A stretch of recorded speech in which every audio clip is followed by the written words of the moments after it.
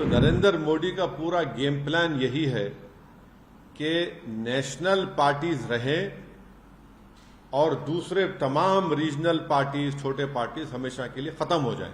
नरेंद्र मोदी ये चाहते हैं कि रीजनल मुद्दा कभी बने ही नहीं। हर थोड़े महीने के बाद इलेक्शन होना, ये भारत के गरीबों का फायदा है। इसमें जब कभी भी चुनाव होता है नरेंद्र मोदी पीछे हटते हैं। जनता के हित में कोई ना कोई फैसला लेना पड़ता है उनको, चाहे पेट्रोल की कीमतें कम हो जाती हैं, कुछ ना कुछ उनको किसानों को देना पड़ता है। ये इलेक्शन होना जरूरी है क्योंकि जो भी सरकार होगी वो हमेशा अपने खड़े भी रहेगी जनता की खिदमत के लिए। अगर आप 5 साल के बाद पूरा चुनाव कराएंगे तो जनता का जो वोट का बार्गेनिंग पावर है हमेशा के लिए खत्म हो जाएगा। एक लेजिस्लेचर होगा, विधानसभा, तो उसका टाइम होगा ना, टाइम पर चलेगा, वो अपने टाइम पर खत्म होगा। आप कौन होते उसका टाइम खत्म करने के लिए? भारत के जमहूरियत के लिए, भारत की फेडरलिज्म के लिए, भारत के संविधान के बेसिक स्ट्रक्चर के लिए ये ठीक नहीं है और गरीब जनता के लिए ठीक नहीं है, किसानों के लिए ठीक नहीं है, युवाओं के लिए ठीक नहीं है। बीजेपी की आइडियोलॉजी, आरएसएस की हमेशा ही रही है कि वो रीजनल पार्टीज को नहीं चाहते, इसीलिए वन नेशन वन इलेक्शन का एक मार रहे हैं तुग्गा। हम तो इसकी मुखालिफत किए हैं और मुखालिफत करेंगे, अपोज करेंगे। मोदी सरकार ये कह रही है कि हमको पूरे इलेक्शन एक साथ करा देंगे हम, एडमिनिस्ट्रेटिव कन्वीनियंस, इकोनॉमिक वायबिलिटी।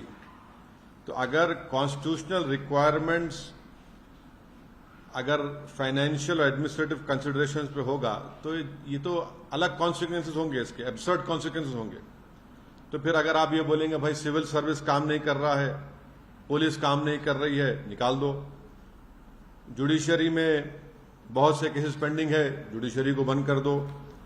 तो ये ऐसा नहीं हो सकता है। इसीलिए ये जो वन नेशन वन इलेक्शन की बात नरेंद्र मोदी 2019 से कर रहे हैं, 2019 में जब उनको दोबारा कामयाबी मिली तो उस वक्त ऑल पार्टी मीटिंग हुई थी पार्लियामेंट की, लोकसभा की लाइब्रेरी में। उसमें तमाम पार्लियामेंट में जितने एमपीज थे, लोकसभा राज्यसभा, उनके पार्टी के लीडर्स को बुलाया गया। उस मीटिंग में मुझे अच्छी तरह याद है कि मेरी पार्टी और लेट हमारे जो सीपीएम के लीडर सीताराम येचुरी, हमने इसकी मुखालिफत की थी। तो नरेंद्र मोदी का पूरा गेम प्लान यही है कि नेशनल पार्टीज रहें और दूसरे तमाम रीजनल पार्टीज, छोटे पार्टीज हमेशा के लिए खत्म हो जाएं। आप देखिए कि अगर नेशनल इलेक्शन होगा तो मुद्दा नेशनल होगा, रीजनल इलेक्शन होगा असेंबली का, विधानसभा का, तो रीजनल मुद्दा होगा। नरेंद्र मोदी ये चाहते हैं कि रीजनल मुद्दा कभी बने ही नहीं। इलेक्शन होगा, अगर हैदराबाद पार्लियामेंट का इलेक्शन होगा तो जाहिर है दिल्ली में जो भी जीत कर जाएगा क्या करेगा। असेंबली का तेलंगाना का इलेक्शन होगा तो भाई आप किसान को क्या देने वाले हैं, हाँ, आप कितने सोशल वेलफेयर के स्कूल्स खोलने वाले हैं, आप हैदराबाद के डेवलपमेंट के लिए क्या करेंगे। तो बीजेपी यही चाहती है कि ये वन नेशन वन इलेक्शन करवाकर रीजनल पार्टीज को कमजोर करके रख दिया जाए। और ये बार बार इनका आर्गुमेंट है कि नहीं हर थोड़े दिन का इलेक्शन हो रहा है। हर थोड़े महीने के बाद इलेक्शन होना, ये भारत के गरीबों का फायदा है। इसमें फायदा क्यों है बता रहा हूं मैं आपको। जब कभी भी चुनाव होता है नरेंद्र मोदी पीछे हटते हैं। जनता के हित में कोई ना कोई फैसला लेना पड़ता है उनको, चाहे पेट्रोल की कीमतें कम हो जाती हैं, कुछ ना कुछ उनको किसानों को देना पड़ता है। तो ये इलेक्शन होना जरूरी है क्योंकि जो भी सरकार होगी वो हमेशा अपने खड़े भी रहेगी जनता की खिदमत के लिए। अगर आप 5 साल के बाद पूरा चुनाव कराएंगे तो जनता का जो वोट का बार्गेनिंग पावर है हमेशा के लिए खत्म हो जाएगा। अब हरियाणा को चुनाव हो रहा है, महाराष्ट्र को चुनाव हो रहा है। नरेंद्र मोदी ने कितने मर्तबा जाकर महाराष्ट्र में इनॉग्रेशन किया बताइए, कितने मर्तबा जाकर ये डेवलपमेंट वो डेवलपमेंट का काम मैं कर रहा हूं, फाउंडेशन डाल रहा हूं। तो इससे भारत के गरीब मतदानों का, स्टेट्स का बहुत बड़ा नुकसान होगा और कॉन्स्टिट्यूशन का बेसिक स्ट्रक्चर का हिस्सा है। अब आप एक लेजिस्लेचर का एक टाइम है। अब तेलंगाना का इलेक्शन होगा 28 में, पार्लियामेंट का इलेक्शन होगा 29 में, अब महाराष्ट्र का इलेक्शन होगा अभी नवंबर में, 5 साल के बाद होगा। 29 में होगा, बिहार का इलेक्शन होगा, बाद में होगा। आप कैसे सबको उसका टाइम कैसे खत्म करेंगे? आप होते कौन है टाइम खत्म करने वाले? एक लेजिस्लेचर होगा, विधानसभा, तो उसका टाइम होगा ना, टाइम पर चलेगा, वो अपने टाइम पर खत्म होगा।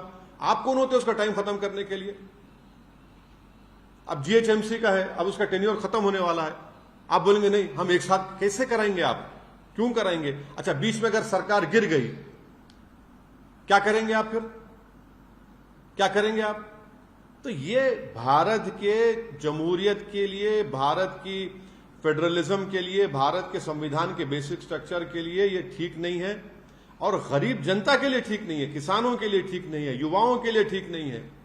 पैसे तो हर इलेक्शन के लिए अलॉकेट होते हैं ना, विधान, अब बिहार का या हरियाणा का हो रहा है, उसके लिए तो कश्मीर का हो रहा है तो पैसे अलॉट हो रहे हैं, महाराष्ट्र का होगा पैसे अलॉट होंगे, और फिर उसके बाद झारखंड का होगा पैसे अलॉट होंगे। तो ये नहीं, ये देखिए, कॉन्स्टिट्यूशन जो है ना, आप एडमिनिस्ट्रेशन को, कॉन्स्टिट्यूशन की जो स्कीम है, आप ये नहीं बोल सकते नहीं पैसे बचाने का। पैसे बचाने तो फिर कल कोई उठ के बोलेगा पुलिस को बंद कर दो, आईपीएस को, कोई बोलेगा कोर्ट में इतना पेंडिंग है। कन्वीनियंस के ऊपर ये सब नहीं करेंगे ना। कॉन्स्टिट्यूशन चलेगा तो कॉन्स्टिट्यूशन प्रिंसिपल्स के ऊपर चलेगा।